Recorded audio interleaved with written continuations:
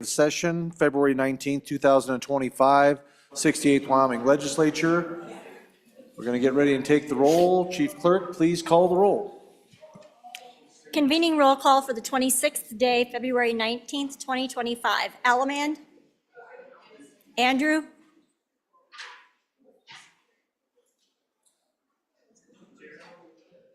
Angelos. Banks. Bear. Brady. Bratton.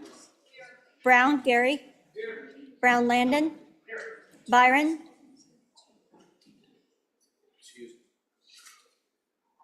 Campbell, Elisa. Campbell, Kevin. Chestick. Clouston. Connolly. Davis. Eklund. Erickson. Filer. Geringer. Guggenmoss. Haroldson. Harshman. Heiner. Heft. Jarvis. Johnson. Kelly. Knapp. Larson Lloyd.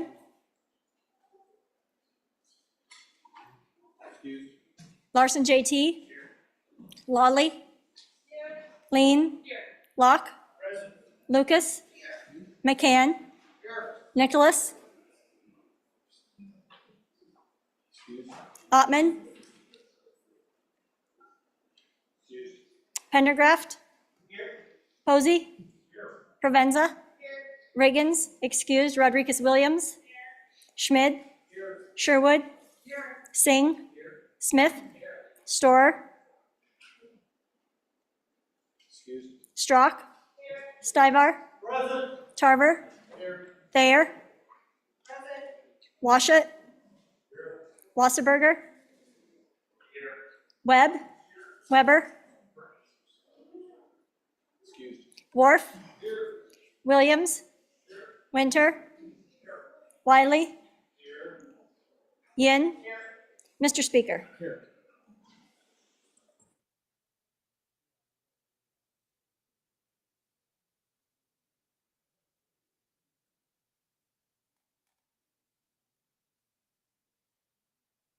Representative Byron, is your rest of your committee on its way, or? Okay. All right. There's another one. Yeah, we can hold up a little bit. Representative Haroldson, we'll hold it open briefly. We'll hold it open briefly. Well, oh, here's another one. Look, everybody's so excited. We'll hold it open briefly till we all get them here, and then we'll finish up. So, all right. Our prayer of the day is going to be led by Representative Lean, so if all of you would please stand, and she will open us in prayer. Representative Lean, please. Thank you, Mr. Speaker. 1 Corinthians 15:58 says, "Therefore, my dear brothers and sisters, stand firm, let nothing move you. Always give yourselves fully to the work of the Lord, because you know that your labor in the Lord is not in vain." Mother Teresa said, "Even if you are on the right track, you will get run over if you just sit there." Let us pray. Our dear Father in heaven, we ask you for peace and courage and civility this day. As we do the people's work within this house, we ask for strength, health, and love for each other and for the citizens of the state. In Jesus' name, amen.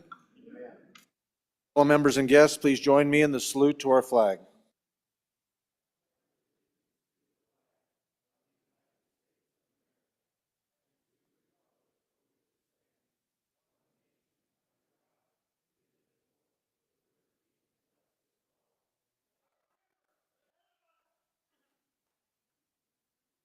By all means, representatives greet each other briefly, and then we've got some announcements, and we've got some folks up here in the galleries that we'd like to recognize. So we'll be just a few moments, and then we can make those introductions. Thank you.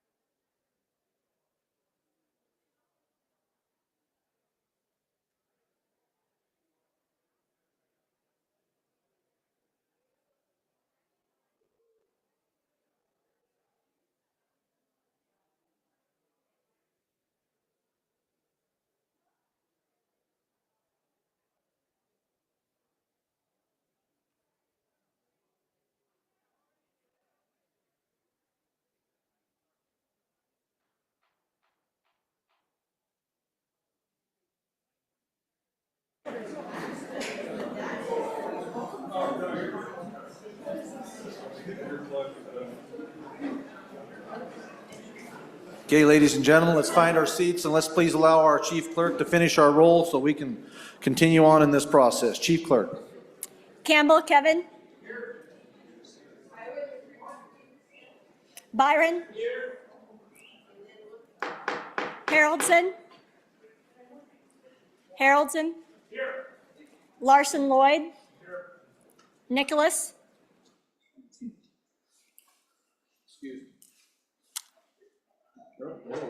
Nicholas. Ottman. Riggins, excused. Storer. Weber. 61 present, 1 excused, Mr. Speaker. Thank you, Chief Clerk. Before we go on into the Journal Committee report, I do want to recognize some gentlemen. I don't see any ladies up there. I think, do we have one? Oh, I do. She's hiding behind a pillar. From my angle, please forgive me. I did not see her from this angle. So, all right, ladies and gentlemen that we see in our South Gallery, I just want to let you know who these folks are, as you probably can discern by their attire, but I'm going to let you know who they are for serious. WASCOP is the Wyoming Association of Sheriffs and Chiefs of Police. They have been meeting this week in Cheyenne to talk about law enforcement issues, and today they are touring the Capitol and meeting with their legislators. WASCOP appreciates the relationships we have with our representatives and the gracious welcome they have given us. You guys have been very good to them, and I appreciate all the work that these men and women do to protect us and protect our community and our state. And I have to give a special shout out to my sheriff, Jeff Hodge, who I believe is still the president right now of the association. And so we have the honor in Crook County of being able to have that. So thank you, ladies and gentlemen, for being here. And we appreciate you very much and all you do and what you do. I can't imagine every time I see flashing lights and you guys pulling up behind somebody, you don't know what you're going to face. And it's not lost on us, the sacrifice that you and your families make for our safety and for our benefit to protect us and keep us free. You guys are the sheriffs, are the ones that protect us at each one of the counties. And you provide that coverage even from the federal government. You're our protection. And we love you. We appreciate you. We are thankful that you're here, and we pray for your protection and provision for you as you work and for your families as they wonder what's going to happen and know that you're going to get home safely every night to them. And we do thank you for being here, and we appreciate what you do, sir. Thank you.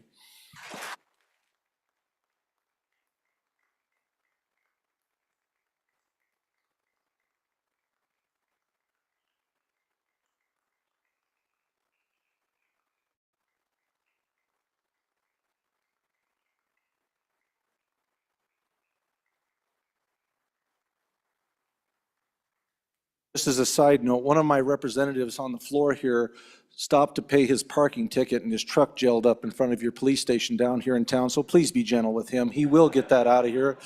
And he's doing everything he can to make sure that vehicle is getting away. And I think it's even in a no parking zone. So try to be as kind to him as you can. So just thought I'd throw that in there for you. Representative Winter, anyway, good job. So thank you guys for being here. We appreciate all that you do. Okay, any other privileges? There was one. No other. Oh, Representative Connolly. Yes, thank you, Mr. Speaker. I know you just introduced all these wonderful law enforcement guys, but I wanted to especially call out my guys from House District 40, which would be my Sheriff, Rod Odenbaugh, and my Chief of Police, Sean Bissett. They're right there.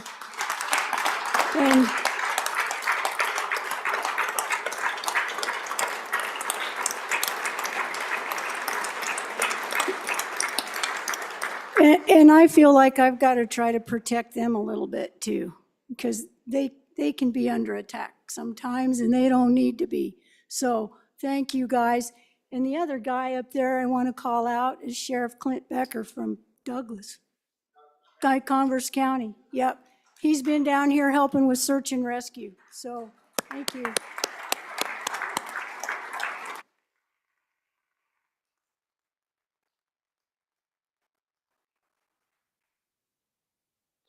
Thank you, Representative Connolly. Representative Yin, please. Mr. Speaker, thank you. Privilege of the floor. By all means, proceed. Mr. Speaker, so members, the state of Wyoming is a member of the Council of State Governments. So the Council of State Governments, similar to our associations of municipalities or our county associations, is an association that we are a part of.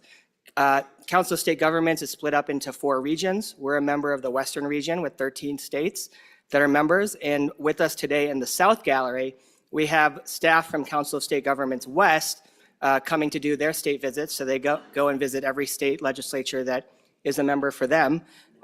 And so we have, the North Gallery. South Gallery was over there, North Gallery. Thank you. We have Director Edgar Ruiz. We have Karina West and Delise Turner. And for Council of State Governments West, we are hosting the annual meeting in Wyoming this year. The last chance that we were supposed to host it was in 2020. We obviously didn't get the chance to do that. But I'm happy to announce that I'm the chair this year, and so we will be hosting it in Wyoming. And so put it on your calendars, member. It is September 16th through 19th. And please thank you and welcome to the House the staff from CSG West.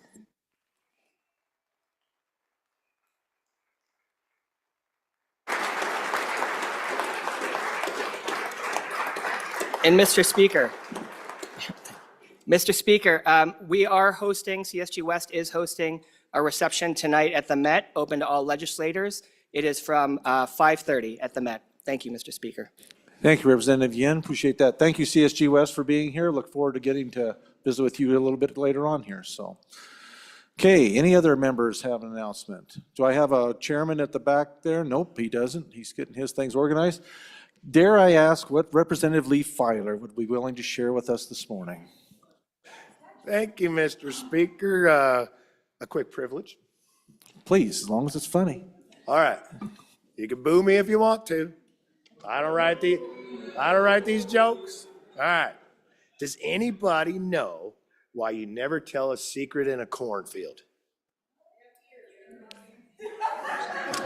Yep, there's too many ears.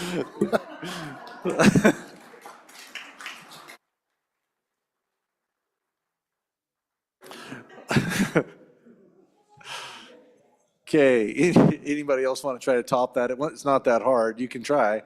All right. No, it's not. Okay, you got a joke out of the way. Journal committee report. Oh, go ahead. After the journal committee report, please proceed. Your journal committee reports to the Journal of February 18th, 2025 has been read and recommends that it be approved. Representatives Posey and Jarvis. Okay, we have a special event. Actually, the Consul General of Canada is supposed to be here for our floor ceremony, but I'm not seeing them coming through, so we'll continue on as that progresses and see how their work at the Senate comes, and if they get here, we'll take care of that as time goes. Representative Wasserberger, have you got something you want to share with us? Give it a whirl. Just go for a privilege of the floor right quick, and then maybe that'll give some Canadians a chance to get here. If not, we'll proceed. Thank you, Mr. Speaker. Why do people in Greece not like waking up at the break of dawn? Because dawn is tough on Greece.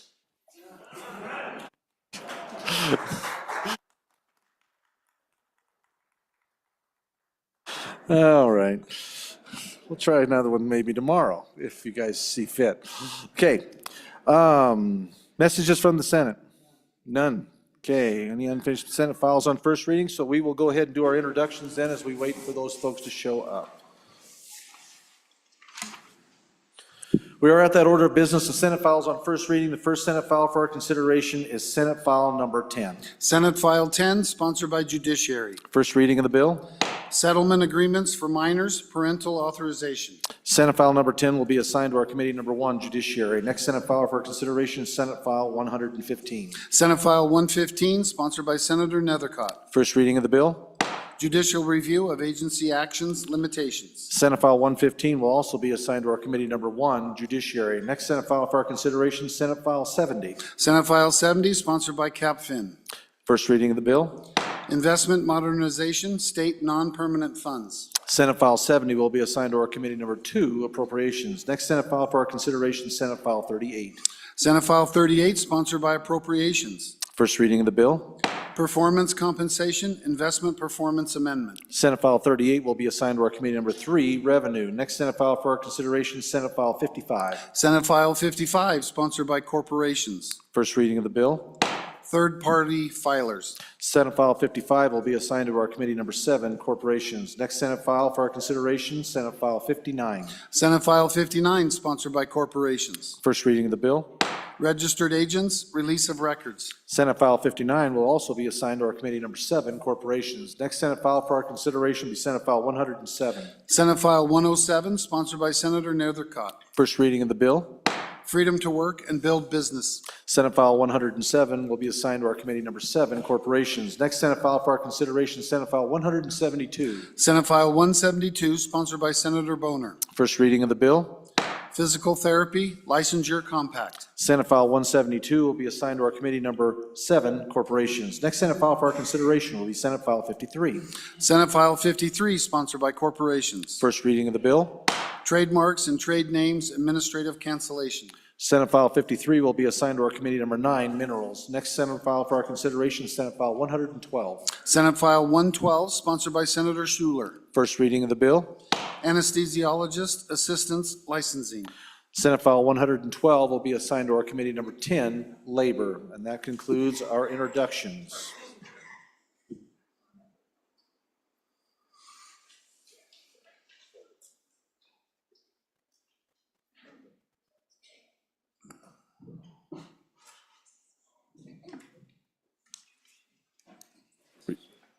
Just one second. Reports from standing committees. Senate File 107, sponsored by Judiciary. Protection Order Amendments, an act relating to stalking, sexual assault, and domestic violent protection orders. Mr. Speaker, your committee number 1, Judiciary, to whom is referred Senate File 79 engrossed. District Courts, stand by. Find the right one for that. Senate File 8, sponsored by Judiciary. Protection orders effective during appeal or review. An act relating to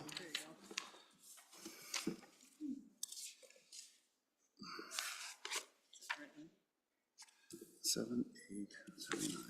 Where's 8? Can I have it? Senate File 8, sponsored by Judiciary. Protection orders effective during appeal or review. An act relating to protection orders.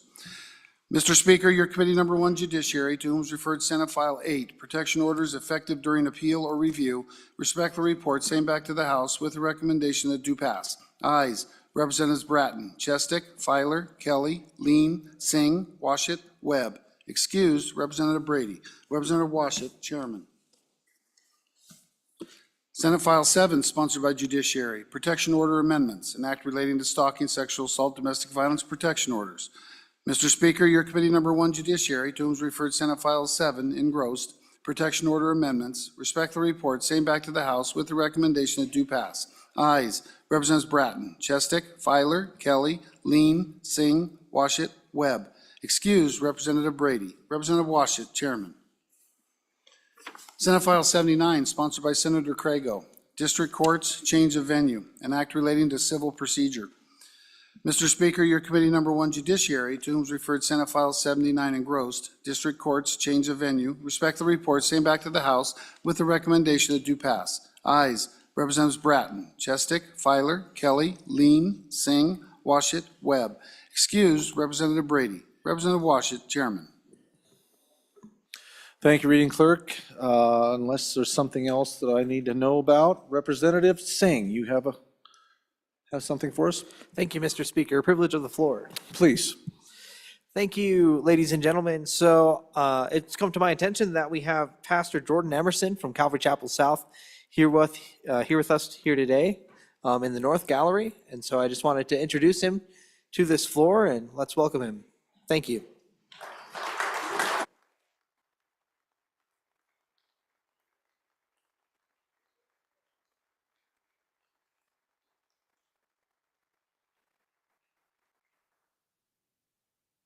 Welcome to the House. Glad to have you.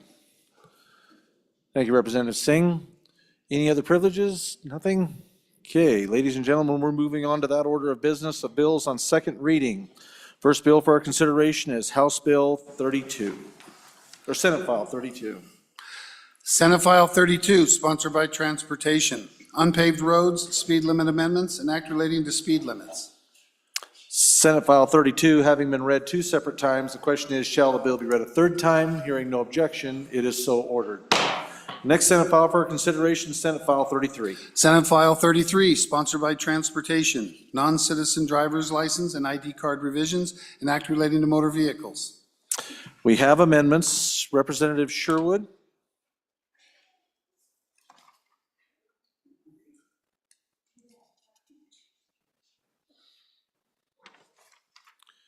Please proceed. Thank you, Mr. Speaker, and grace for Wednesday morning. So I move the second reading amendment and ask for your favorable consideration. So this is an appropriation. So if you look at the fiscal note in this bill, in order to enact the changes that we're requesting the department to do, I thought allocating some fiscal resources would be a smart move. Again, this is an agency that we've talked a lot about spreading peanut butter on the roads and how thinly spread their resources are. So I thought it was the least that we could do is to recognize that there is a fiscal impact to them making the changes on these driver's license. The amount there, $67,000, I don't think is outrageous, and I ask for your favorable consideration. Thank you, Representative. Any members for their first time? Representative Yin, for your first time. Mr. Speaker, thank you. So members, as you know, this department is one that basically is in maintenance mode for all of our roads. So if it's $67,000 to pay for this bill, it means $67,000 that isn't going to take care of your road in your neck of the woods. So just ask for an aye vote so we make sure that not only do we make sure that this bill gets paid for, that we make sure our roads get taken care of. Thank you, Representative. Any other members? First time. Representative Baer, for your first time.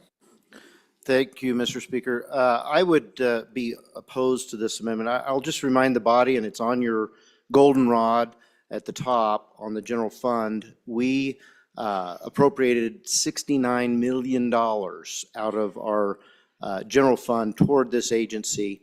And so there is a new influx of funds. So these minor expenditures that come along, they should be well taken care of. On and against the amendment. Any other members for your first time? Representative Brown, first time. Shocking. Thank you, Mr. Speaker. I don't disagree with the good chairman of appropriations that we did appropriate some good money to them and that these are the types of things that we could probably find. What I will tell you, ladies and gentlemen, is that is exactly what has got us in the problem with this department where we're at now. And what we've been doing for the past 14 years is doing these unfunded mandates, placing them on their burden, placing another burden on them and saying, well, you guys have money, go figure it out.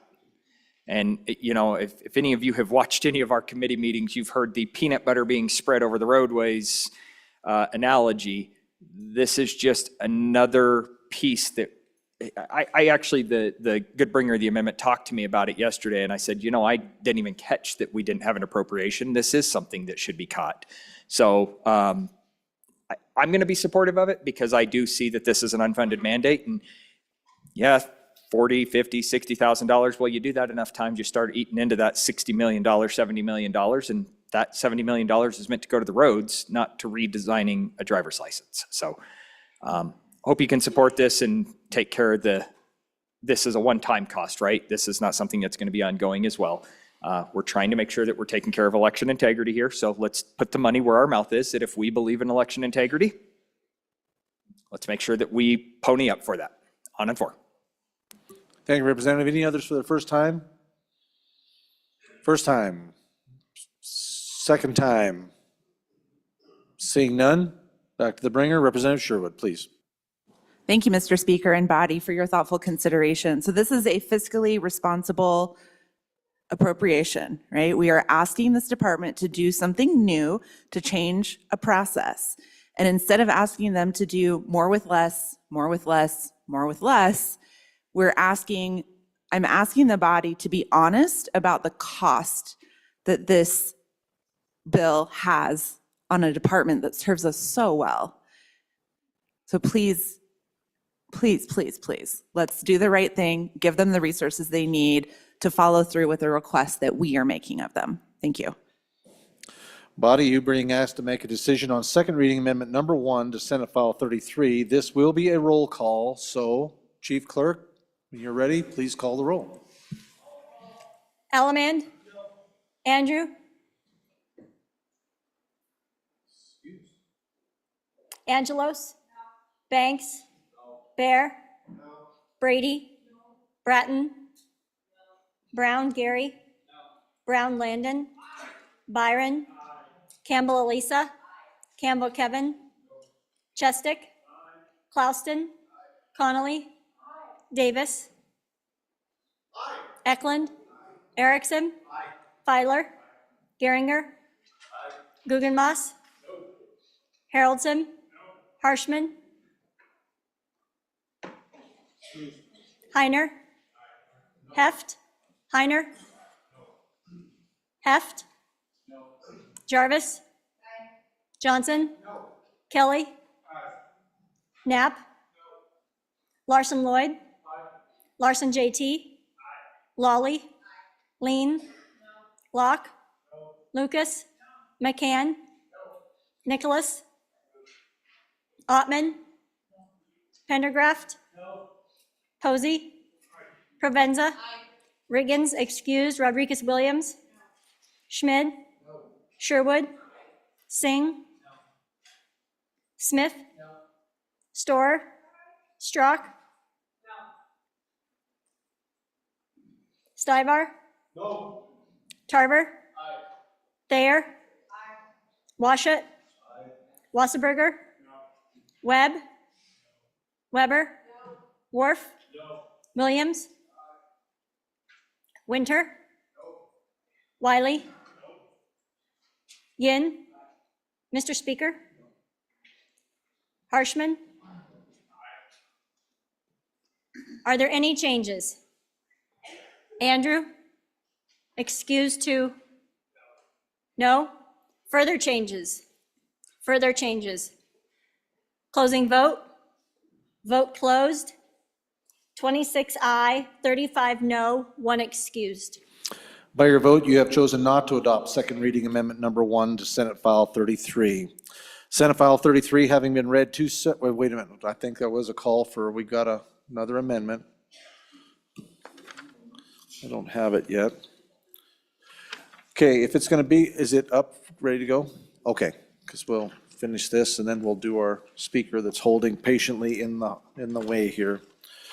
Okay, we have another amendment. Representative Pendergraft, please. Thank you, Mr. Speaker. This is a pretty simple one. It's come to my attention that there's been a discussion to actually print "not a U.S. citizen" on the back of the card. And that does not comply with the reason for this bill. The reason for this bill is if you're a voting judge and you're sitting there watching the cards come by, you're not going to have everybody flip them over.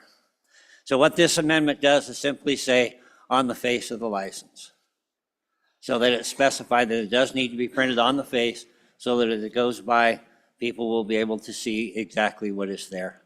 I would appreciate an aye vote. Thank you. Any members for their first time? Representative Wiley for your first time. Thank you, Mr. Speaker. We spoke about this in committee. For one, it can't be done on the front facing part of the license. 2, it's going to create substantially more fiscal impact.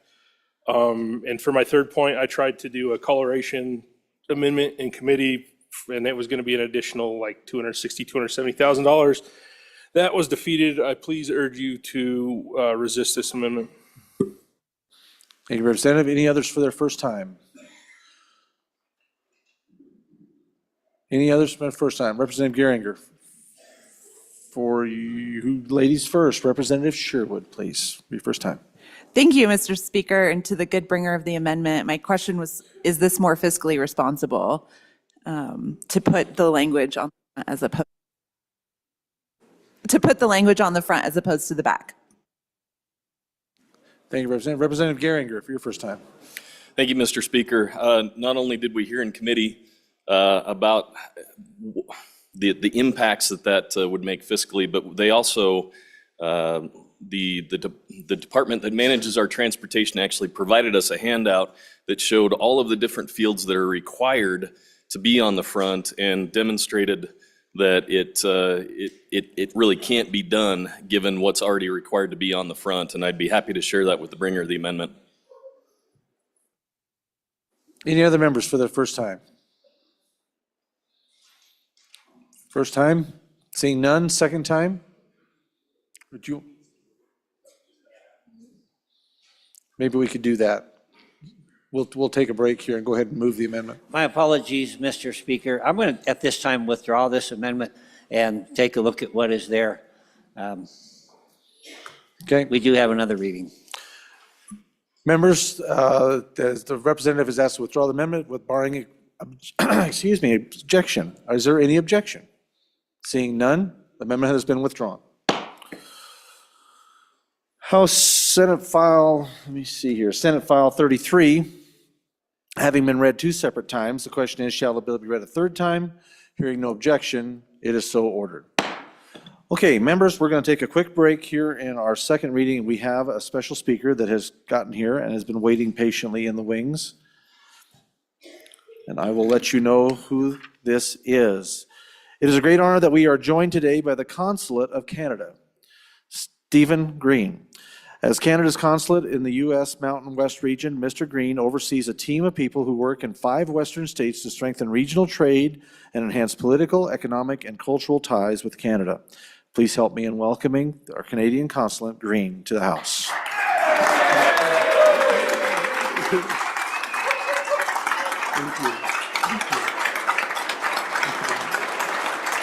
Thank you. Thank you.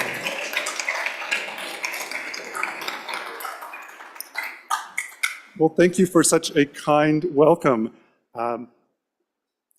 Distinguished representatives of the Wyoming Legislature, I would like to begin by thanking you very much for allowing me this brief time. It is both an honor and a privilege to be here to speak with you today. As mentioned, my name is Stephen Green, and I'm the head of the political section at the Consulate General of Canada, responsible for the U.S. Mountain West. Our team represents the Government of Canada here in Wyoming, and also in Colorado, Montana, Utah, and Kansas. I'd like to recognize my colleague, David Ruiz, who represents the province of Quebec here in Wyoming and the Pacific Northwest, who's also here today. No 2 nations depend on each other for their mutual prosperity and security more than the United States and Canada. We are bound together, not just by geography and history, but by our values. Our dedication to promoting freedom, opportunity, and an unshakable belief in the dignity of self-determination. We are proud to count the United States as our #1 friend, partner, and ally. No one wants the United States to succeed more than Canada does. On the economic front, Canada is Wyoming's biggest customer, buying roughly $430 million in goods and services last year. In terms of two-way trade, the Canada-Wyoming relationship is worth close to $1 billion in goods alone. And that's not including Canada's direct investments into Wyoming.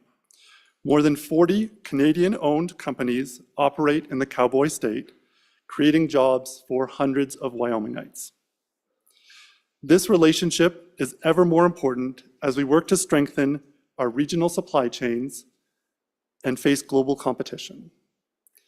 But economic cooperation is not enough to ensure that all nations behave in good faith towards one another, which is why our 2 countries also work so closely together to defend our continent and safeguard our security.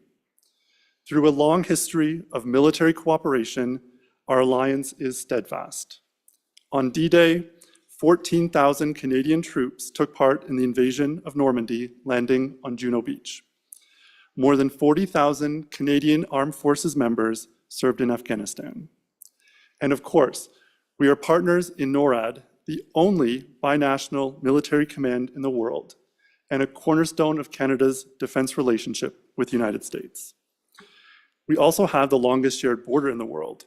On both sides, our priority is a safe, secure border that facilitates trade and travel while preventing illegal migration and threats to security, including fentanyl and human trafficking. The scourge of fentanyl is something we need to continue to tackle on both sides of the border. We must use every tool we have to disrupt the flow of drugs and criminal activity into our communities.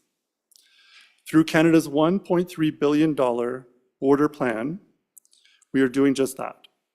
In fact, we have already seen an 89% drop in crossing from Canada into the US illegally. We've invested in technology, personnel, and operational capabilities, and we are committed to doing more. Let us continue to strengthen this incredible partnership. Let us keep building, manufacturing, and growing together. Let us keep working together to keep our continent safe and secure. Let us keep developing our energy and critical mineral industries together so that we don't have to rely on hostile states for our prosperity and our security. And let us recognize that while we may have disagreements from time to time, we should not allow these to come between us. I will close with a reminder that if you ever have any question or request, you can reach out to me or our office. We are here to reaffirm the bonds of friendship and partnership between Canada and Wyoming, and to remind you that Canada is your trusted partner, as we know you are to us. Thank you for your time today.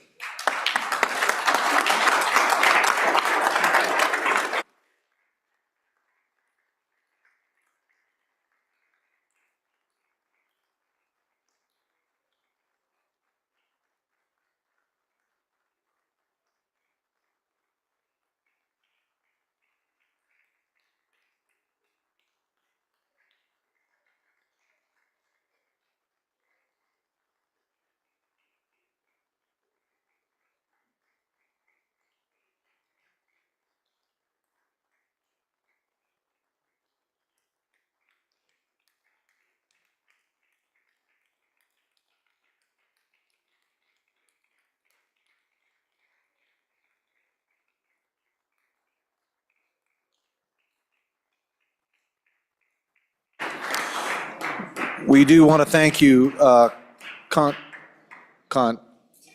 thank you, Consulate Green, for joining us today and working so hard to cultivate this important relationship. We wish you the best as you continue your mission to strengthen and grow Wyoming's trade with Canada. So thank you again for joining us, braving the weather. I'm sure this is not a lot foreign to where you would go home, but anyway, thank you for being here. Appreciate what you do. Representative Lawley. Mr. Speaker, pursuant to Rule 10-7, I move to postpone Senate File 62 until Monday, February 24th. And if I could, Mr. Speaker, I'll just kind of speak to the body about the purpose, why I'm asking for that, and what we're trying to accomplish there. As you'll recall, this body passed House Bill 72 by a large margin. I think 59 of you voted for that, first 52 of you voted for that bill. And so that bill is working its way through the other chamber. And what we're trying to do is match up the schedules. This one's a little ahead of that one, partly due to some circumstances the committee's delayed on some other bills over there. But what we're trying to do is sync it up, because these bills are on the same subject. Senate File 62 also deals with, in this K-12 space, the issue of bathrooms, locker rooms, those kind of things. So we're just trying to sync it up. That gives leadership the opportunity with some choices about how to handle the fact that we have two bills potentially coming out. And if they aren't able to do that, then we basically, in my view, cede to the governor. He gets to decide which of the two, which I think is really for our bodies to decide together. And so there's mechanisms to do that, but we kind of need to sync up the following of the bill through the chamber so that can be done by the leadership if both paths the chamber. So that, we're just laying it aside. House Bill 72 is scheduled to be heard over in judiciary tomorrow. So again, that's just why we're doing it, is just trying to sync up the schedule. So I ask for your favorable consideration. I think this is a debatable motion, so. Representative Lawley, if you wouldn't mind, please restate your motion for us, please. My motion, Mr. Speaker, was pursuant to Rule 10-7. I move to postpone Senate File 62 until Monday, February 24th. Thank you very much. Okay, body, is there any discussion? Representative Rodriguez-Williams, Chairman Williams, please. Thank you, Mr. Speaker. On and opposed to the motion.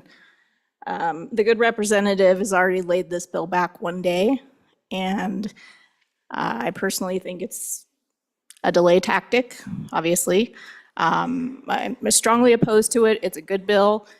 It's got unwavering support, our co-sponsors within this body, and I can only imagine what would happen if we set this precedent and continue to lay bills back just to be in sequence with the process of bills on the other end of the hall. It would definitely disrupt the flow of work within this body, so on and against. Thank you, Representative. Any other members? Discussion? First time. Representative Washut, Chairman Washut, please. Thank you, Mr. Speaker. On in favor.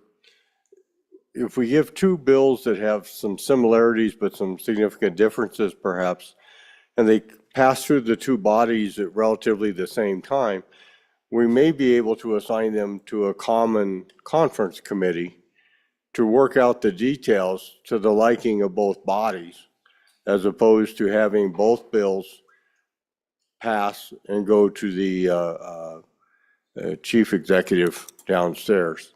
And so I think that there's merit. I don't think there's any nefarious intent by laying this bill back. I think it's to the advantage of both bills to sync them up. So I'm on in favor of the amendment. Any other members? Discussion? Any other members? Representative Lean, please. Thank you, Mr. Speaker. Just a question for the bringer of the motion. What happens if the other bill doesn't make it out of that chamber? What happens to this one and then we just delayed it for no time? That's just a question. Thank you. Any other members? Representative Yin.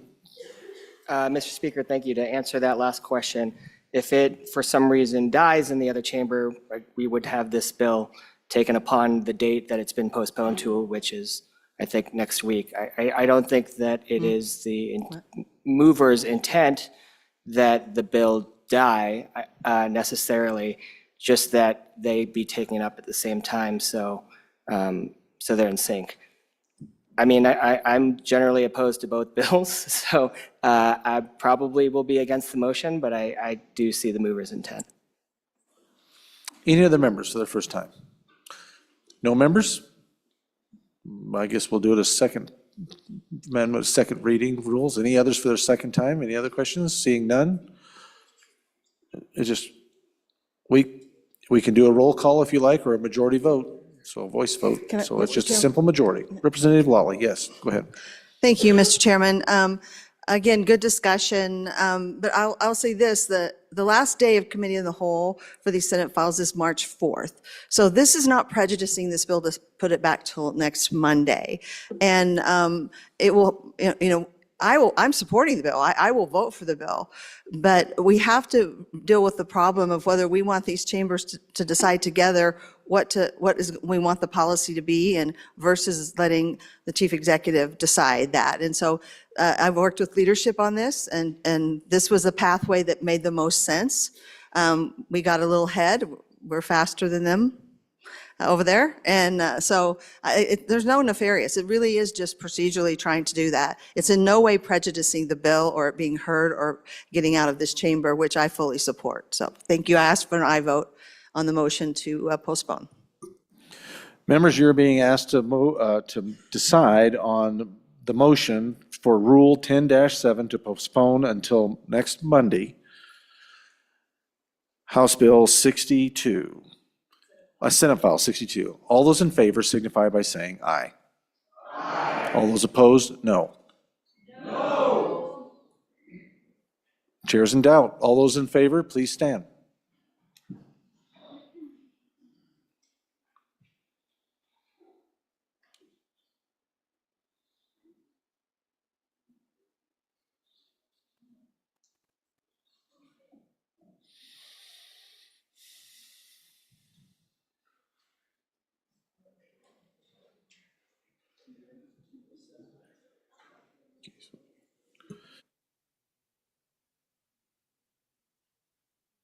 You may be seated. All those opposed, please stand.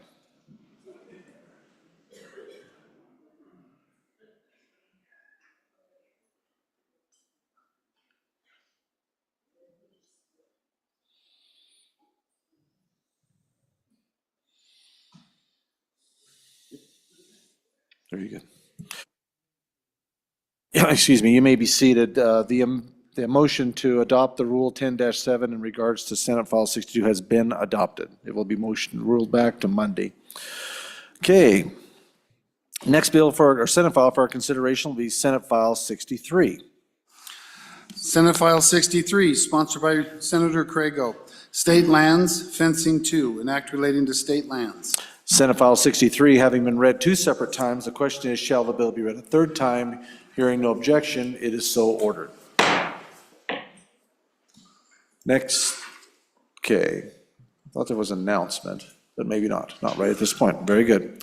Next Senate file for our consideration, Senate File 64. Senate File 64, sponsored by Senator Steinmetz. Wyoming opposes mandatory electronic ID devices, livestock, an act relating to agriculture, livestock, and other animals. We have an amendment.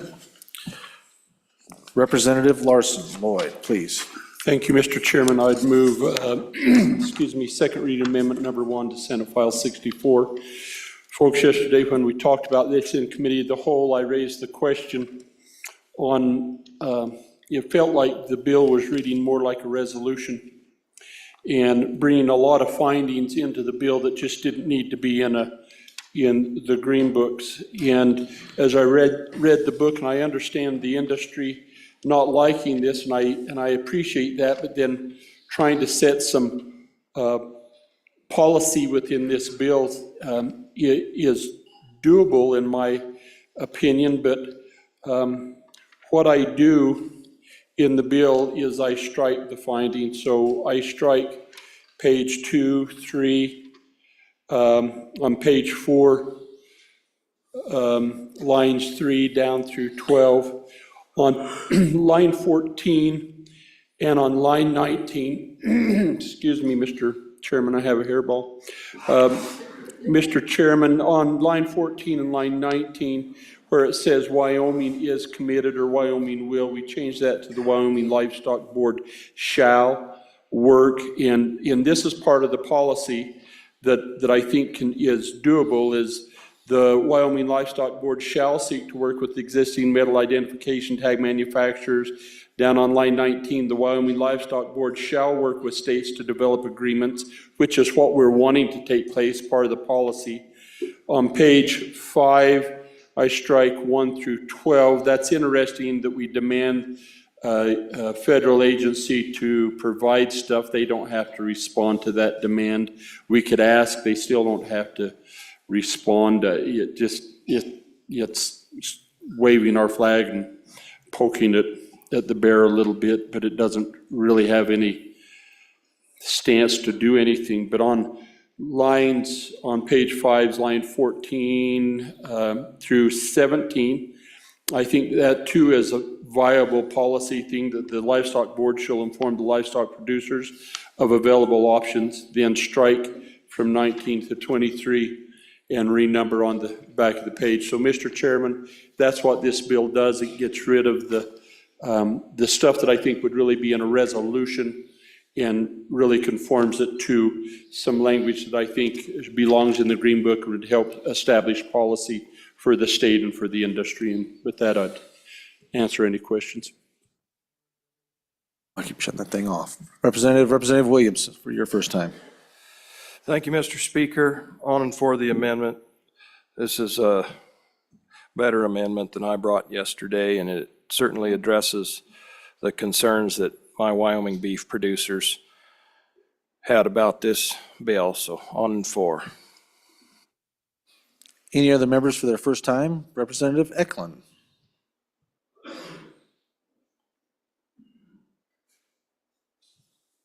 Please proceed. Mr. Speaker. So I looked through it and I kind of agree and disagree on legislative findings. We do it all the time and we put it in the green books so that it's really crystal clear what we're trying to do. The bill as a whole is a statement and part of that statement would be the legislative findings. Some of them aren't quite accurate. I won't even get into that, but what people need to know about these EID tags, probably the main thing they need to know is that there's a proper way of having your livestock identified for bangs, brucellosis, and another way that won't matter at all. And the veterinarians can't issue health certificates without those official tags. They can be metal. Now, as of November 4th, 2024, that was the last day for the metal tags. And from here on out, the law hasn't changed that I know of. It'd be these little plastic EID tags. So you're going to see an amendment before too long to bring legislative findings back in. And when I get there, I'll explain why I think they need to be there. But that I think they need to remain in, and I didn't want to divide the bill on the parts I liked and didn't like, or the amendment, because it just would have been confusing. So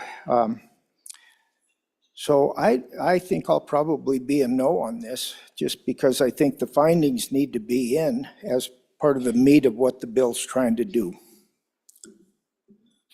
Thank you, Representative Eklund. Representative Banks, Vice Chair Banks, first time. Thank you, Mr. Speaker. In agreement with a good former ag chairman there. There's some parts of the amendment I like, but there's a lot of it I don't like. You know, it's the same things that we spoke of yesterday. If this is going to be mandated, well, that they should provide a cost estimate of what it's going to cost the producers. And I don't think that that should be removed from the bill. And the same thing we talked about yesterday of the ability for the purchasers to have knowledge of what their state does instead of putting that onto the seller. The seller shouldn't be responsible for that. That should be the buyer. Again, going back to our conversation yesterday. So some parts of the amendment I think are fine, but because it has too much in it that really guts the bill, I'm on and opposed. Thank you, Representative. Representative Davis, for your first time. Thank you, Mr. Speaker. I think this is a good amendment. You know, listening to what the body had to say yesterday, I think this amendment does exactly what the body wanted to do. You know, this is a policy of the state of Wyoming. That's what we're putting forth here. It's just a policy. So I think this is a good amendment. It cleans up the bill and gets specific to what the intent is. Representative Straub, first time, please. Thank you, Speaker. I'm on, sorry, let me redo this. I'm against the amendment and for the bill. And what I find is these findings are very important. It actually explains things. It gives meaning to the bill. A lot of times they'll run in there and then everyone gets to decide what they think it says. This actually says what we want it to, telling people what we need to have, and it explains the bill. And so I'm against the amendment and for the bill. Thank you. Any other members for their first time? Any other members? Second time. Representative Eklund, second time. Mr. Speaker, I didn't get a good explanation in on the tags, and it's a little more complex than what I just described. But the tags are only necessary usually on intact breeding cattle that are over 1.5 years of age. Under that would be a feeder cattle, and they can cross state lines with health inspections, just so people know. But if a person had a set of feeder heifers that might go as replacement heifers to somebody, they need to really consider increasing the value of those things by getting proper tags on them. So that's just part of the whole marketing scheme. I asked the brand people a little bit about different scenarios, and each one I asked, they said, well, we've got to know the rest of the information. So the whole deal for the veterinarians is a little complex. But I think all in all, this bill doesn't interfere what they need to do to get cattle across state lines with their health inspections. Any other members for their second time? Seeing no one headed for the microphone, Representative Larson for your last time. Thank you, Mr. Chairman, and I don't disagree that we put findings in the Green Book from time to time, but we're encouraged not to, and it should be brief, and even more important, it needs to be accurate and have documentation for what it says. And so if you're on page 2, starting line 14, if the United States Department of Agriculture and the Animal and Plant Health Inspection Service were concerned with the focus on preventing livestock disease outbreak, they would stop importation of livestock from countries that have known and documented problems with disease, yet they do not do so. Well, I agree. I don't argue that sentiment, but do we really know what the Department of Agriculture's intent is and why they're not doing that? Line 21, the vast majority of livestock. Well, how many is vast? Is vast 11? Is vast 25? I mean, it's just this broad language that fits very well into a resolution that we're going to send to somebody to pound the drum and say we don't like what we're doing. But it's just really shy of being of the specifics that you'd want to have in the Green Books. The idea, you know, sure, we want to know the costs, and maybe we feel like the Department of Agriculture should provide that, but they're not required to. We can demand till the cows come home, but they're not required to. Thank you, good chairman over there, he caught it. But we need to, so if we're going to put the findings in, and which I think that these could stand a little work to make them somehow be better. But anyway, Mr. Chairman, that's my effort to try and make this bill a good policy statement, and hope that you'll support it. Thank you, Representative. Members, you are voting on second reading amendment number 1 to Senate File 64. All those in favor signify by saying aye. All those opposed, no. No. The amendment has not been adopted. Senate File 64 having been read 2 separate times, the question is, shall the bill be read a third time? Hearing no objection, it is so ordered. Representative McKay, Erickson. Mr. Speaker, privilege of the floor, please. Please, go ahead. I have the privilege today in the North Gallery to introduce some outstanding people from the Wyoming Game and Fish. If you would stand up as I introduce, I'm very proud of these individuals, especially for the things they do on a regular basis, day to day. And we see that throughout our state. The 2024 Shikar Safari Wildlife Officer of the Year is here with us today, James Hobbs.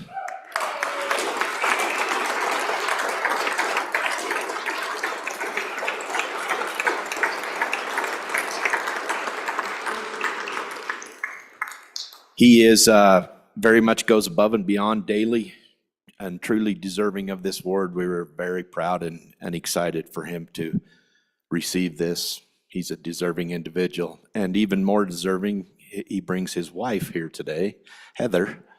Appreciate Heather being here.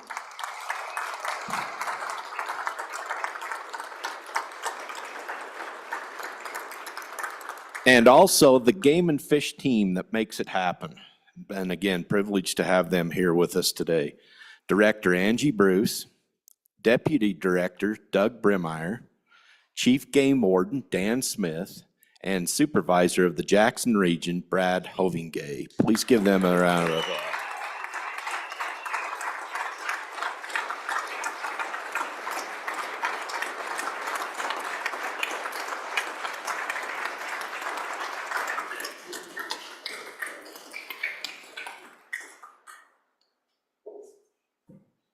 Welcome to the House of Representatives, and congratulations on the award. Shuts that off. Thank you for being here, and thank you for managing our wildlife resources, an integral and vital part of our state, and ever growing in popularity, it seems, around the world. What are you going to do with them grizzlies? We won't even go into that. So, I couldn't help it. It's just so quick to fall out of my mouth. I just have to wonder what's going to happen. I look forward to the way you guys manage it. I know you want to, and I know you would do a phenomenal job of it if the federal government would just let Wyoming manage Wyoming's resources. So thank you for what you do. Okay, moving on. Next Senate file for our consideration, Senate File 84. Senate File 84, sponsored by Senator Steinmetz. Country of origin label, USA beef, an act relating to food labeling. We have amendments. First amendment for our consideration to 84 would be Representative Davis. Thank Please you, Mr. proceed. Speaker. I'd like to move second reading amendment number 1 to Senate File 84 and ask for a favorable consideration on this.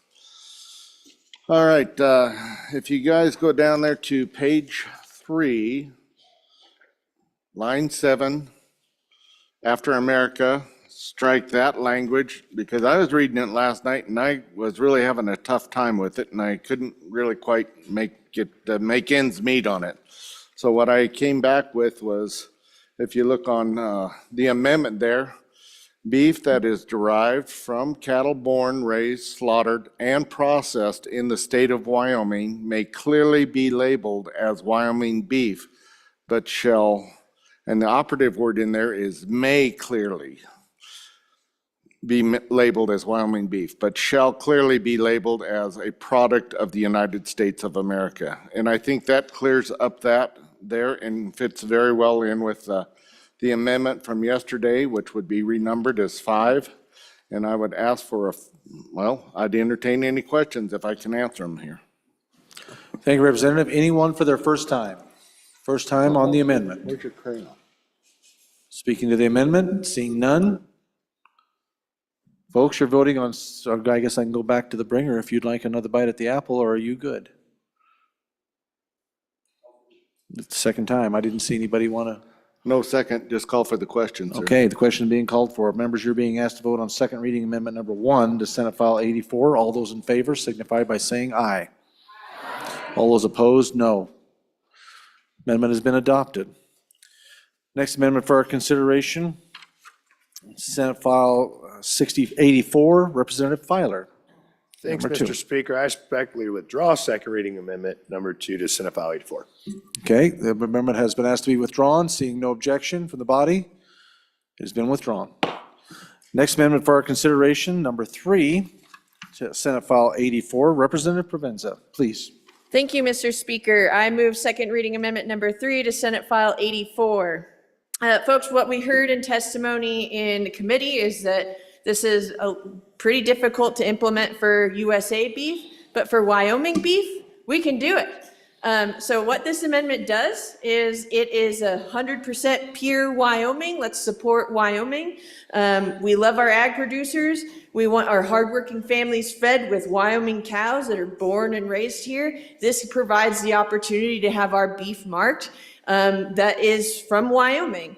So this amendment would strike the U.S. language for the fact that it's more difficult to implement. We can't really trace the cows except in more rare circumstances. But in Wyoming, it's easy to track if they've been born here, if they were conceived in Wyoming, and if they are raised in Wyoming. So what the amendment does, instead of including the words slaughtered and processed as well, because we don't have a ton of producers in Wyoming that can do this, what we're doing is saying, if your cattle's born and raised in Wyoming, and even if you have to ship it somewhere else to be processed, then we're going to mark it with a Wyoming label. So this is a pro-Wyoming amendment, and I urge your support. Thank you. Thank you, Representative. Representative Strzok, for your first time. Thank you, Speaker. I'm going to tell you, this amendment is going to hurt some producers in Wyoming because we cannot actually process all of our stuff here because we have to have a USDA, and some of them have to go over the border into different states to have it processed and they bring it back. So this is not a good thing. It's going to hurt a lot of them. And it is not, and I'm just going to throw something out. When you go buy an apple, where does it say? We've got them from different countries, we have them from different states. How is it that hard to put a label that these are American beef and American meat? This is not going to, look at this, we just need to protect our American producers and our Wyoming producers. So against the amendment, for the bill. Thank you, Representative. Representative Banks, Vice Chair Banks. Thank you, First Mr. time. Speaker. On and against the amendment, the bill already accommodates for that. I mean, the amendment we just passed clarifies it even further. It's already a pro-Wyoming beef bill. It's a pro-USA beef bill. It already accommodates for that. No need to muddy it up even more with this amendment. We're pretty clear on what we're doing, and the ability to implement the Wyoming beef labels and stuff already is accommodating in this bill. So let's vote this amendment down and keep this bill going forward, pro-Wyoming and pro-USA. Representative Davis, first time. Thank you, Mr. Speaker. I guess I'm concerned with the amendment because the intent of this is to bring U.S. beef to Wyoming. When you go to the store and you buy the beef there in the store, it should be labeled U.S. beef, product of America, okay? The added on value is the amendment that I brought that would allow you, if you wanted as a marketing tool, to add Wyoming in there. So I think it does change the intent of this bill by just specifically identifying Wyoming as the end product here. So on and against the amendment. Any other member for their first time? First time? Representative Yen, for your first time. Mr. Speaker, thank you. Just to clear up the language on the amendment actually deletes slaughtered and processed, so it would still make it so you would call it Wyoming beef, even though we know that it'd be hard to slaughter and process in the state of Wyoming. But if it was born and raised by producers in Wyoming, it would still be labeled Wyoming beef as it comes back into the state after it gets processed. Thank you, Representative. Any other members for their first time? First time, seeing none. Second time, any members want to speak to this for a second time? Nope. Representative, back to the bringer. Representative Provenza. Thank you, Mr. Speaker. So this amendment takes out the slaughtered and processed portion. So in the last amendment that we passed, we said that for Wyoming beef to be labeled as Wyoming beef, it has to be slaughtered and processed in Wyoming. Many of our producers, and this was stated in committee, said we can't slaughter and process in Wyoming. We have to send our cattle to the state to the south of us to slaughter and process. So we're not giving them a leg up. We're drowning out their beef with the rest of the USA beef, and we're not helping our ag producers in Wyoming. This amendment helps our Wyoming ag producers, gives them a leg up in a way that is honest and says that our cattle is born and raised here, and this is what we want to feed our families. This gives consumers and hardworking Wyomingites the ability to do that. Without that, if we say it's slaughtered and processed here, then they're going to be marked potentially as USA beef, but we're not going to know it's homegrown, and that should be important to all of us. We should be supporting Wyoming first. Wyoming first. Vote aye. Yeehaw. Members, you're voting on second reading amendment number 3 to Senate file number 84. All those in favor, please signify by saying aye. All those opposed? No. Amendment has not been adopted. Senate file 84 having been read 2 separate times, the question is, shall the bill be read a third time? Hearing no objection, it is so ordered. Next Senate file for our consideration, Senate file 88. Senate File 88, sponsored by Natural Resource Funding, 2025 Large Project Funding, an act relating to the Wyoming Wildlife and Natural Resource Funding Act. Senate file 88 having been read 2 separate times, the question is, shall the bill be read a third time? Hearing no objection, it is so ordered. Next Senate file for our consideration, Senate file 120. Senate File 120, sponsored by Senator Salazar, Wyoming Prime Act, An act relating to marketing homemade foods. Senate File 120, having been read two separate times, the question is, shall the bill be read a third time? Hearing no objection, it is so ordered. Next bill for Senate File for our consideration, Senate File 168. Senate File 168, sponsored by Senator Hicks. Budget review, budget reserve account repeal, an act relating to public funds. Senate File 168, having been read two separate times, the question is, shall the bill be read a third time? Hearing no objection, it is so ordered. That concludes our second reading. Good majority Floor Leader Heiner. Mr. Speaker, I move the third reading consent list consisting of the following 5 Senate files: Senate File 73, 77, 78, 80, and 131. Would anyone like to remove any of these Senate files from the consent list? Seeing none, will the reading clerk please read the bills on the consent list? Senate File 73, sponsored by Senator Brennan. Charter school funding amendments, an act relating to charter schools, be it enacted by the legislature of the state of Wyoming. Senate File 77, sponsored by Senator Hutchings. Compelled speech is not free speech, an act relating to the administration of government, being enacted by the legislature of the state of Wyoming. Senate File 78, sponsored by Senator Hutchings. Distribution of unsolicited absentee ballot form request forms, an act relating to elections, being enacted by the legislature of the state of Wyoming. Senate File 80, sponsored by Water. Abandonment of water rights limitations, an act relating to water, being enacted by the legislature of the state of Wyoming. Senate File 131, sponsored by Senator Driscoll. Charter school leasing, an act relating to K through 12 school facilities, being enacted by the legislature of the state of Wyoming. Having been read 3 separate times, the question is, shall these bills pass the House? Chief Clerk, please call the roll. Allemand. Andrew. Angelos. Banks. Bear. Brady. Bratton. Brown Gary. Brown Landon. Byron. Campbell Elisa. Campbell Kevin.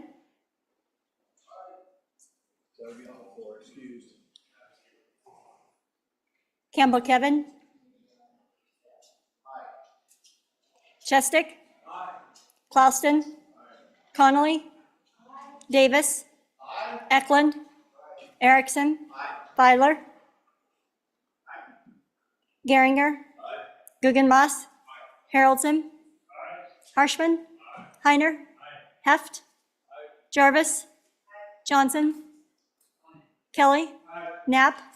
Larson Lloyd. Larson JT. Lawley. Lean. Locke. Lucas.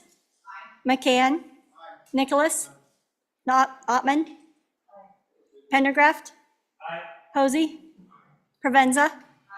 Riggins excused. Rodriguez Williams. Schmid. Sherwood. Singh. Smith. Storer. Strzok.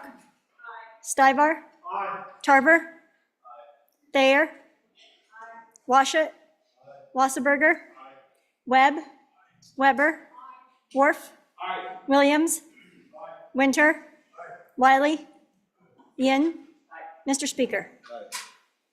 Are there any changes? Are there any changes? Closing vote.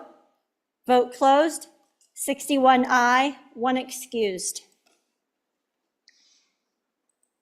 As for Senate File 73, are there any changes? Chestick, aye to no. Provenza, aye to no. Sherwood, aye to no. Further changes? Further changes? Closing vote. Vote closed.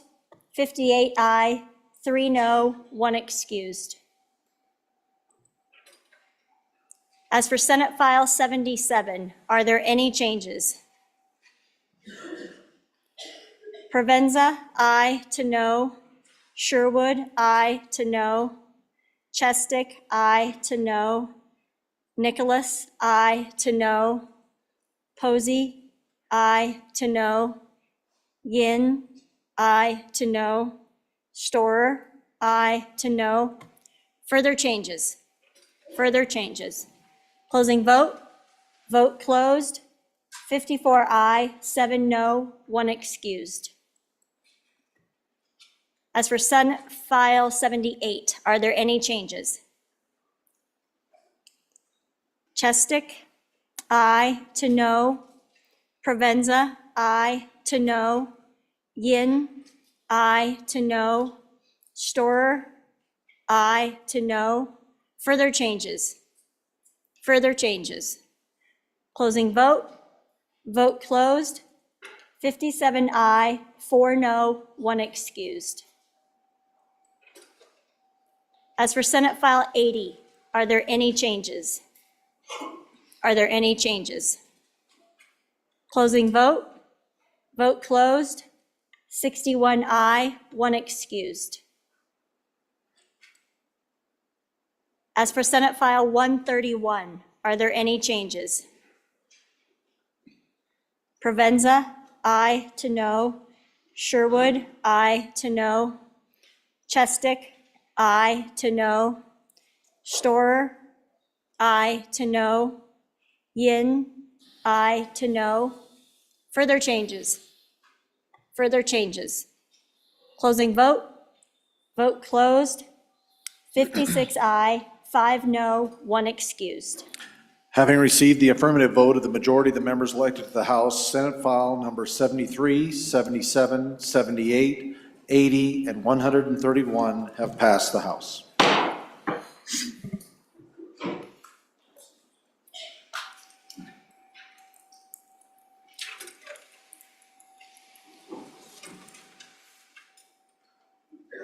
Continuing on to bills on third reading regular list. We are at that order of business of bills on third reading and final passage. The first bill for our consideration is Senate File. Oh, I'm sorry, didn't happen to notice. You got a couple privileges? Yep. Yeah, you certainly can. Representative Locke, Chairman Locke, please. Mr. Speaker, privilege of the floor, please. Please proceed. So in our South Gallery, we have a previous representative up here. I'd like to introduce Gerald Gay, and I believe his son Hunter is here as well. This is a gentleman who, of course, he's from Natrona County. He was a previous representative from Natrona County, and I wanted to make sure the House recognized him, and please give him a big hand, and thank you for your service. We really appreciate that.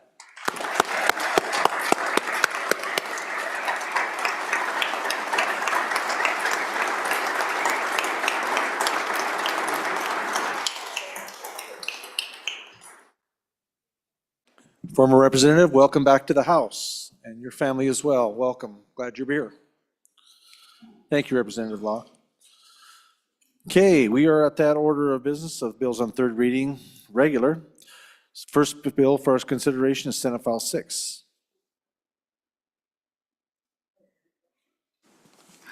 Senate File 6, sponsored by Judiciary. Residential property, removal of unlawful occupant, an act relating to civil procedure being enacted by the legislature of the state of Wyoming. Yeah, we'll get to it here just short. Let me finish this one. I won't go on to it.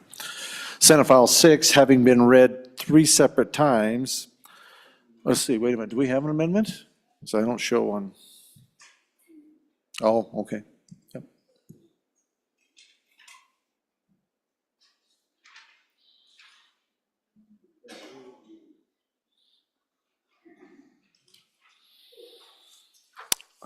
We have amendments. Okay. Representative Yin, please proceed. Mr. Speaker, thank you. I move third reading amendment number 1 to Senate File 6 and ask for your favorable consideration. So, Mr. Speaker, members, I was looking through this bill, and there was one concern that was brought to me that wasn't really captured. So, if you are in a domestic relationship with someone where you're the owner of the property, your girlfriend, boyfriend moves in with you, with this bill, you could currently call them a squatter if you get into a domestic dispute. And I think that's something that we didn't really want to capture within the bill. And so the amendment basically just has that little carve out of folks that are in a cohabitating relationship. So that means they are living together. They aren't going to be considered squatters within the bill, and you won't be able to, as the owner, call the sheriff and get your your girlfriend or significant other that you're really pissed about kicked out of the house as a squatter. So that's all it does. We have the carve out already for spouses. This is just a similar version where they're not married, but they are living together, that we want to just make sure that we handle properly. And with that, I'll ask for your favorable consideration. Thank you, Mr. Speaker. Thank you, Representative. It would probably be better if it was like less than enthusiastic about their continued residency in the home. So, Representative Washington. Thank you, Mr. Speaker. I'm on and for the amendment. I've checked with some of the primary stakeholders. No one thinks this does any damage to the bill. Certainly was never the intent to, use this bill for some type of domestic harassment type situation. So on and for the amendment. Thank you, Representative. Any others for members for their first time? First time, seeing none. Second time, to the bringer. Question being called. We are on third reading amendment number 1 to Senate File 6. All those in favor signify by saying aye. All those opposed, no. The amendment has been adopted. Okay, with that, Senate File number 6, having been read 3 separate times, the question is, shall the bill pass? Chief Clerk, please call the roll. Allemand. Andrew. Angelos. Banks. Bear. Brady. Bratton. Brown, Gary. Brown, Landon. Byron. Campbell, Elisa. Campbell, Kevin. Chestick. Clouston. Connolly. Davis. Eklund. Erickson. Filer. Geringer. Guggenmoss. Haroldson. Harshman. Heiner. Heft. Jarvis. Johnson. Kelly. Knapp. Larson Lloyd. Larson JT. Lawley. Lean. Locke. Lucas. McCann. Nicholas. Ottman. Pendergraft. Posey. Provenza. Riggins excused. Rodriguez Williams. Schmid. Sherwood. Singh. Smith. Storer. Strock. Stivar. Tarver. Thayer. Washut. Wasserberger. Webb. Weber. Worf. Williams. Winter. Wiley. Yin. Mr. Speaker. Are there any changes? Are there any changes? Closing vote. Vote closed. 58 aye, 3 no, 1 excused. Senate File number 6, having been received the affirmative vote of the majority of the members elected to the House, Senate File number 6 has passed the House. Next Senate File for consideration, Senate File 48. Senate File 48, sponsored by Revenue. Business property exemption, an act relating to taxation and revenue being enacted by the legislature of the state of Wyoming. Representative Sherwood. Mr. Speaker, according to Rule 7-3, I'd like to lay this back again for another day and ask the body for just some patience with us as I work with the good chairman of Revenue on some cleanup language, and we want to make sure that when we bring it to you, it's correct. Thank you, Representative. Any discussion? Any objection? Laying back one day? Seeing none. Senate File 48 will be laid back for 1 day. Next Senate File for our consideration will be Senate File, Majority Leader, do you want to? 96. Senate File 96, sponsored by Senator Ide, Wyoming Gold Act, an act relating to Wyoming legal tender, being enacted by the legislature of the state of Wyoming. We have amendments. Senate File 96, first amendment is Representative Larson. Lloyd, please.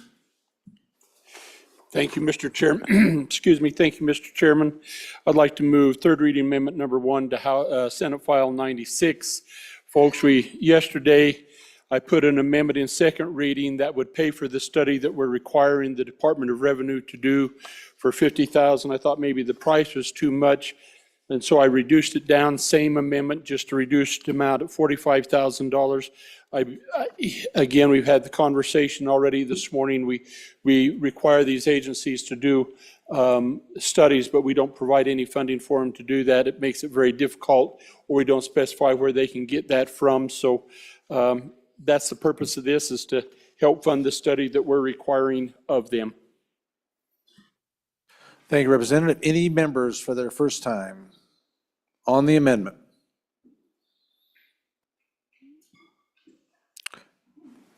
Representative Chairman Bear, please. Thank you, Mr. Speaker. So we did move this to a different agency, and there is a requirement to do a study.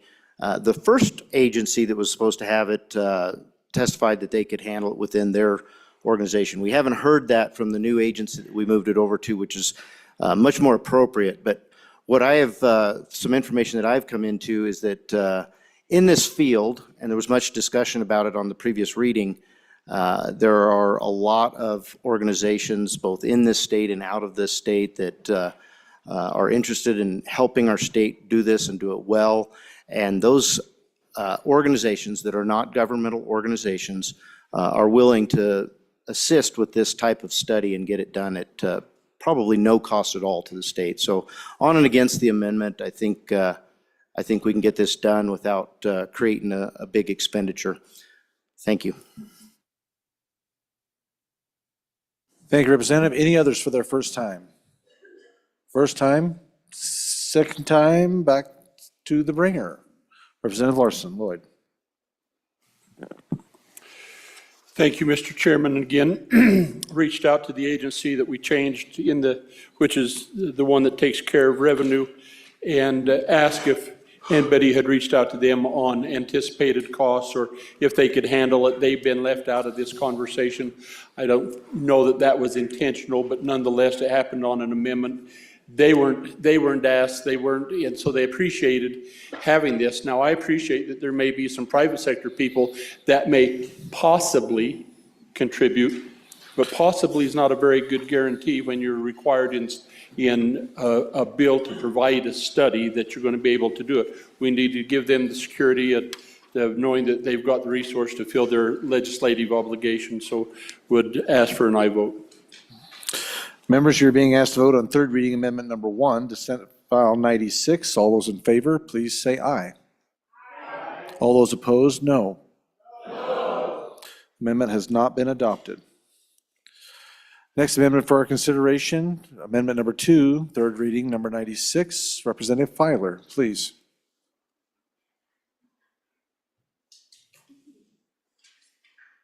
Thank you, Mr. Speaker. I move second reading amendment number 2 to Senate File 96. Third reading amendment number 2, Senate File 96, and ask for your all's favorable consideration. And I think this starts a good conversation with this amendment. And what it does is it deletes the permanent mineral trust fund, and that we would grab the money from our general fund. And why I kind of want to do this is the fact that a lot of times when you have a permanent type trust of money, you don't usually go in and grab out of your permanent trust in your investments in your own portfolio to go purchase other possible investments. Usually we use the money that's in our other accounts or checking accounts, other savings accounts, stuff like that, in order to diversify that larger portfolio. So in this amendment, all I'm asking to do is, instead of pulling it out of a permanent mineral trust fund that is pretty much set up for generations in Wyoming to keep building and being able to fund our general fund, let's pull it out. Let's, just like we do any other thing, want to buy a little gold, swipe your card, throw some cash at it. Let's buy some gold, but let's not take it out of the future deposits of our state. So with that, Mr. Speaker, I'll answer any questions. Excuse me. Thank you, Representative. Representative Wasserberger, for your first time. Thank you, Mr. Speaker. So I would find this to be a pretty friendly amendment to the bill. For any of you that may not know, well, maybe you do, I ran that state funds investment in Bitcoin bill, and I actually tried to attempt to do it from the permanent mineral trust funds. And after speaking to the gentleman who handles the money for our state, he said he would have preferred it if it came from the general fund. So I do think that this would be a friendly amendment. Representative Bear, Chairman Bear. Thank you, Mr. Speaker. On and opposed to the amendment. Folks, this bill is specifically directing the executive number 3 to do this action. And that's why it is where it's at. It's on third reading, and now we're trying to take it a different direction. Now, I would say that this conversation that the bringer of the amendment wants to have, it has already been broached. I personally brought it up in committee and on this floor during the first reading on this bill. And I think it's a conversation worth having. I think the bringer of the amendment and I should work through the interim to bring a bill that does exactly what this amendment is attempting to do, but it's fundamentally changing this bill at the last minute. I would ask that you resist this amendment, and I do want the bringer to talk to me about doing this for future investment in precious metals. This is something that this body should probably be making that decision separate from the investment group for the state. And the proof is in the pudding. We've brought this type of legislation many times, and that executive number 3 and his investment team have always been opposed to that. And there's good reason for that. The gold is not a good investment for creating revenue streams, and we direct our executive number 3 to create revenue streams for this body and the other one down the end of the hall to spend. And so investing in gold is really not good for that, but we want to hold some for that inflationary protection. That's what the bill is about. This amendment is something I like, but it's not correct for this bill, especially on third reading. Resist that amendment, no on the amendment, and aye on the bill. Representative Washit, your first time. Thank you, Mr. Speaker. On and for the amendment. You know, we amend bills on third reading all the time. That's why we have 3 readings and why we have opportunities to bring amendments on third reading. The reason I like this amendment is because of the lost opportunity costs of taking these funds from the permanent trust. So when we take money out of general fund, those aren't investment funds. Those aren't monies we're counting on gaining interest and dividends and for the benefit of the state. But when we take money out of the permanent mineral trust fund, we do have lost opportunity costs. Those funds will not be generating the revenue and the interest when they're in gold that they would when they're in the permanent trust fund. So the lost opportunity costs will be significantly lower. And in terms of being, you know, a hedge against inflation, you know, $10 million isn't going to get us very far when you have financial collapse. In fact, it might be more of a hassle to have it than to not. So I think the bringer of the amendment is spot on. Take it out of the general fund. Don't give up the revenue that we would gain by leaving those monies in the permanent trust fund. Thank you, Representative. Representative Eklund, your first time. Mr. Speaker, so I'm in favor of it too. We're talking about investment fund, and taking it out of there is just probably a bad idea.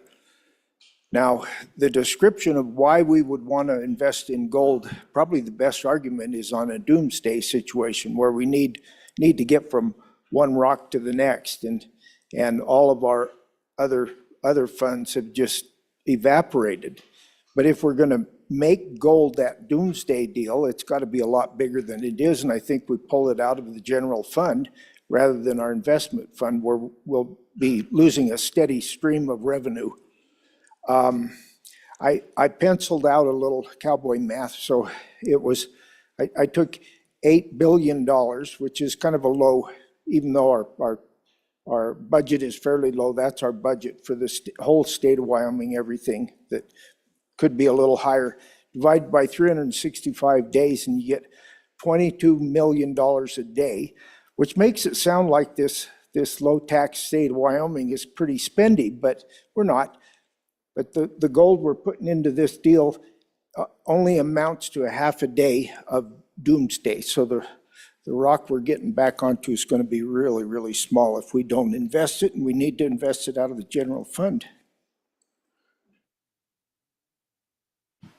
Thank you, Representative. Representative Locke, for your first time. Thank you, Mr. Speaker. And on and against the amendment, I think, again, you've heard it all here. It's in many ways a great idea that we probably should be moving forward and using the general fund for that type of investment. That being said, this bill, I think, to a large degree, was to take a portion of our deeply invested money and try to put it in somewhat, and I realize it's a small amount, but the intent of the bill was to take a little portion of that and put that into a bit of a hedge. And I realize it's a small amount again, but that was the intent. And I think we stick with the intent.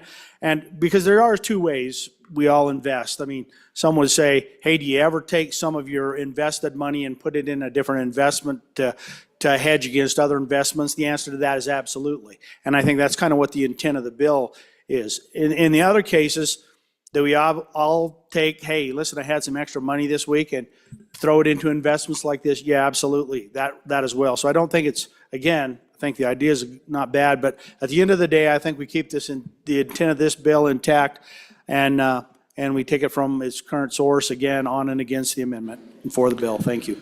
Thank you, Representative. Representative Davis, your first time. Thank you, Mr. Speaker. I'd ask the body to go to their budget and physical data book and go to page 17, and it outlines the spending policy for the Permanent Mineral Trust Fund. And I cannot see where gold can fit into this spending policy. You know, this is in statute 94-17 or 719.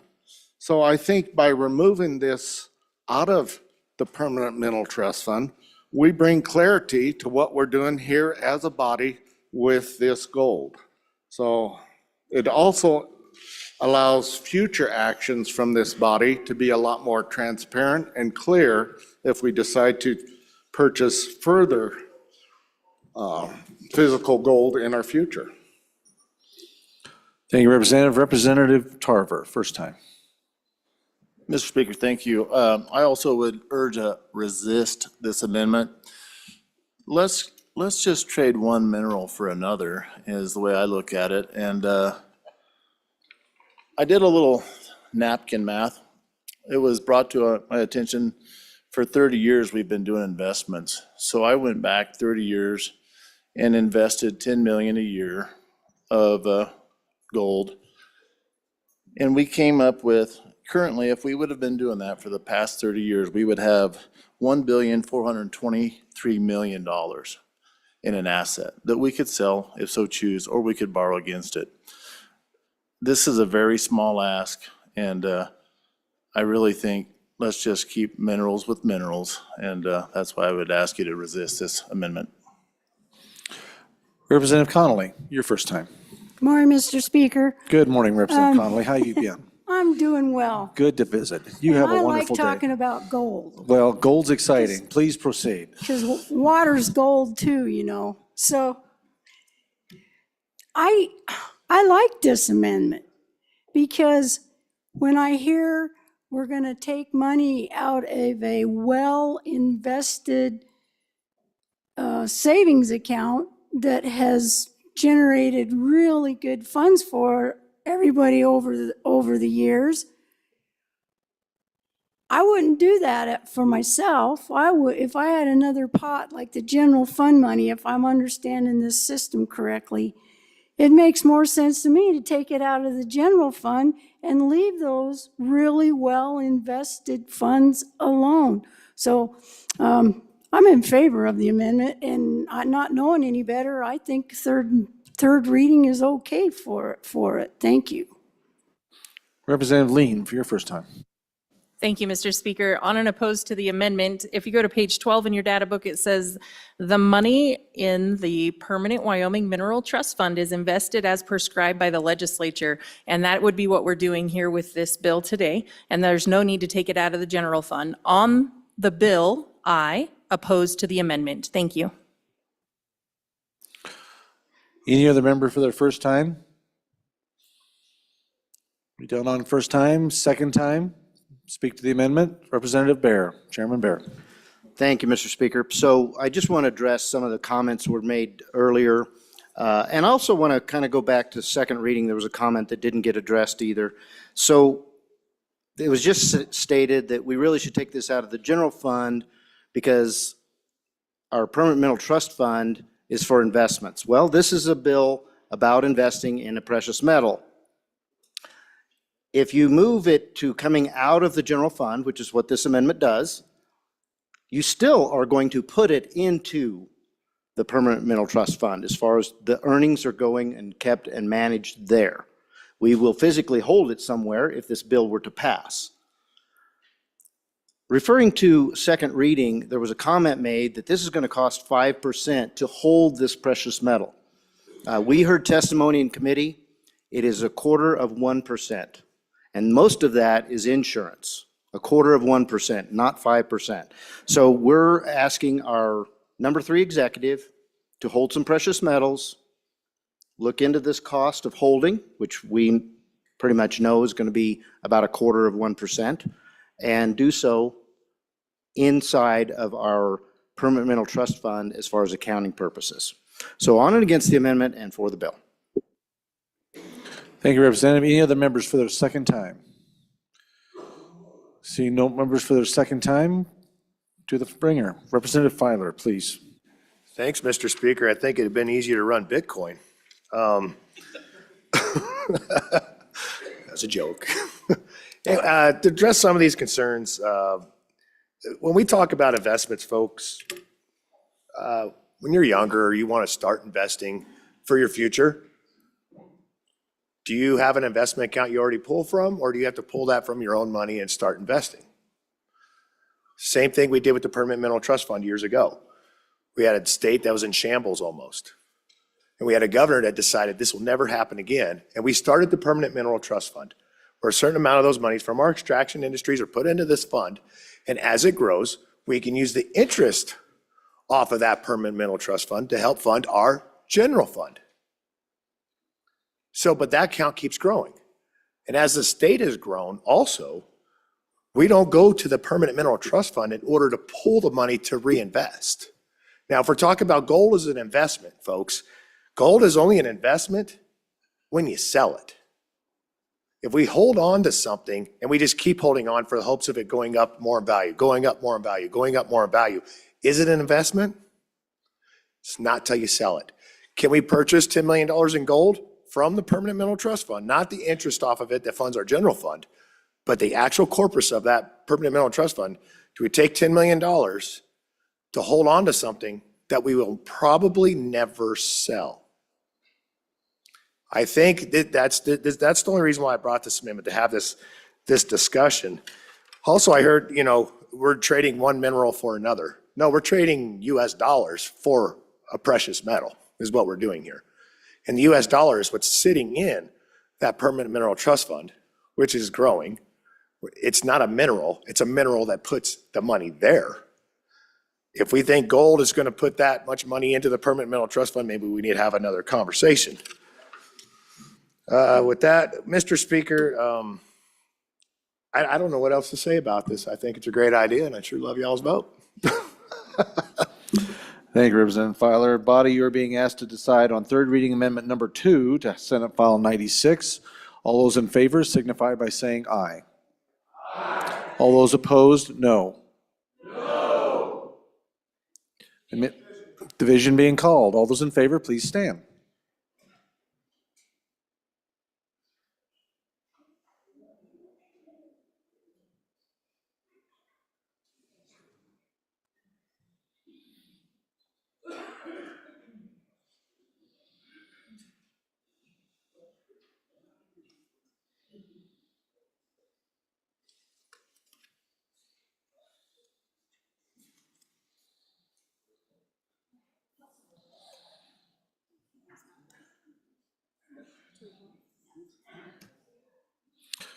Okay. Representative Watersburg, are you up on this? You would support? Okay. All right. Okay, you may be seated. Those opposed, please stand.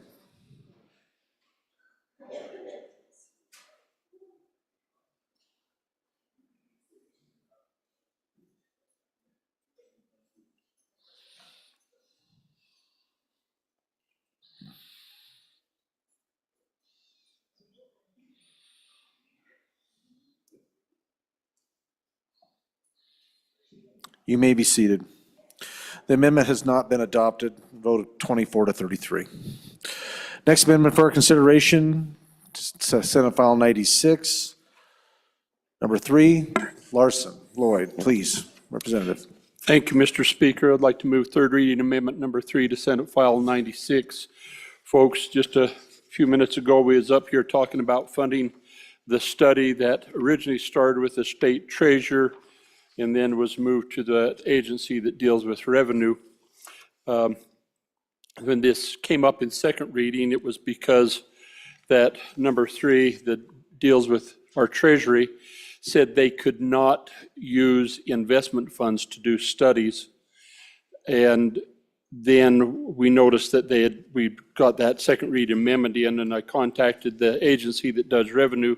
They says, nobody talked to us, and so where do we get the money to do the study? Well, not from us.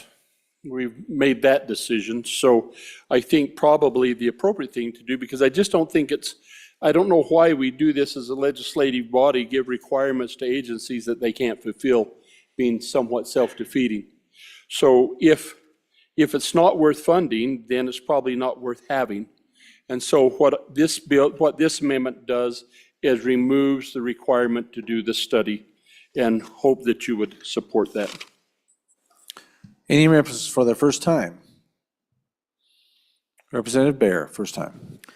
Thank you, Mr. Speaker. On and opposed to the amendment, I had the same thought during committee, and we had a discussion about this issue, whether we should complete the study or not. And it was determined that if the state is holding precious metals, that there's a very high likelihood that there will be a demand for interactions with those holdings. And so being prepared to do that at the county level, being prepared to do that at all levels of state government is a worthwhile effort. And again, I anticipate this not costing the state much of anything at all. On and opposed to the amendment and for the bill. Any other members for their first time? First time? Second time? Seeing none, back to the bringer. Representative Larson, please. So folks, this conversation isn't on the merits of what is being asked, but we're making requirements on the agency to do something that they can't do. And so we're saying go do this study, which may be a great thing to do, but not giving them any resource to do it. And we've tried to do that twice. So if we're not going to give them the resource, then we shouldn't give them the obligation, the legislative requirement to do it. So again, this just would take away that requirement to do the study.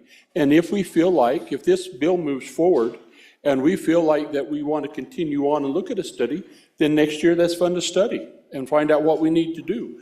But until then, let's not put a requirement on or an obligation on them that we don't help them fulfill. Representatives, you are being asked to decide on third reading amendment number 3 to Senate File 96. All those in favor signify by saying aye. Aye. All those opposed, no. No. The amendment has not been adopted. Division being called. All those in favor, please stand.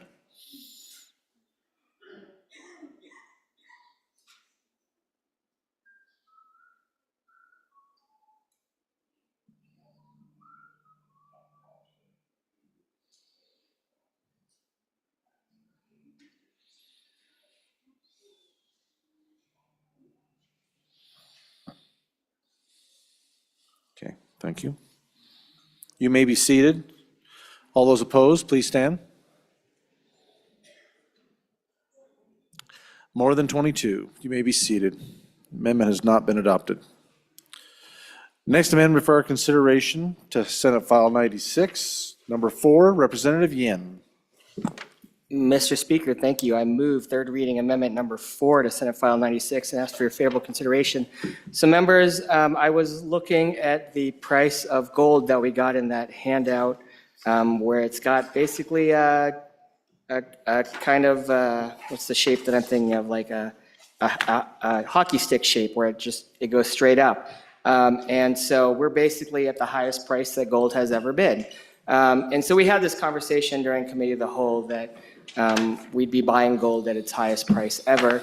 So the point of the amendment is to make sure that we don't buy high because it will go low and lose money on our investment, that we actually buy at a more reasonable price. So I used the 2019 date because we use that as a good starting date for a lot of our bills because it makes sense before we had that hockey stick sort of inflation moment.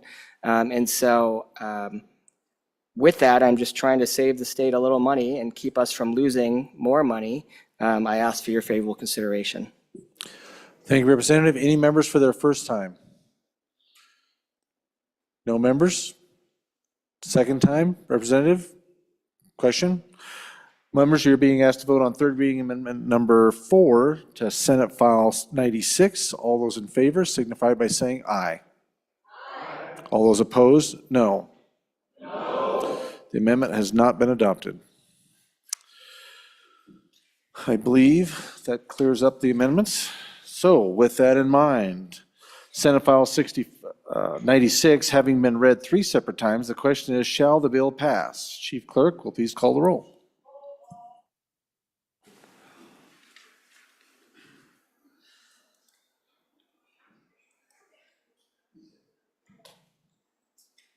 Allemand?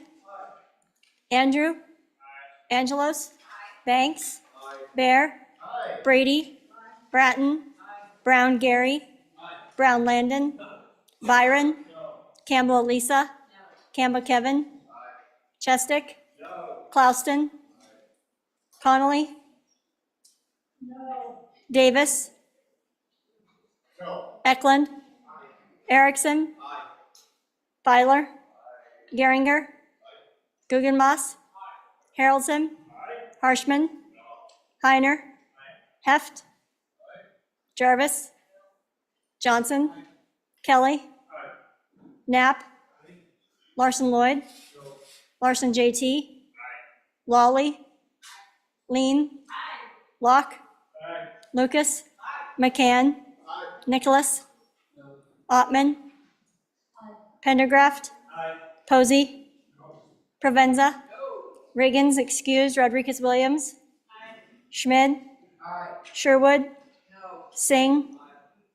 Smith? Storer? Repeat? Strock? Stivar? Tarver? Thayer? Washut? Wasserberger? Webb? Weber? Worf? Williams? Winter? Wiley? Yin? Mr. Speaker. Are there any changes? Are there any changes? Wiley? Aye. To no? Further changes? Closing vote? Vote closed. 44 aye, 17 no, 1 excused. Senate File 96, having received the affirmative vote of the majority of the members elected to the House, Senate File 96 has passed the House. Mr. Majority Floor Leader. Mr. Speaker, I move that the House stand in recess until 2 p.m. You have heard the motion. All those in favor signify by saying aye. All those opposed, no. The motion has been adopted. We will stand in recess until 2 p.m. Committee announcements. Oh, we have we'll do a committee announcement right quick, and then a privilege of the floor. Representative Chairman Bear. Thank you, Mr. Speaker. Your committee number 2, appropriations, will meet in 10 minutes in room 301 and online to discuss Senate File 191, Senate File 39, and 3 re-referrals. Thank you, Chairman. Representative Eklund. Mr. Speaker, our cities and towns have invited us to a luncheon downstairs, so if you don't have other lunch plans or want to get some food, they would love to see us. Thank you, Representative Eklund. Any other announcements? No other announcements? The House will stand in recess until 2 p.m.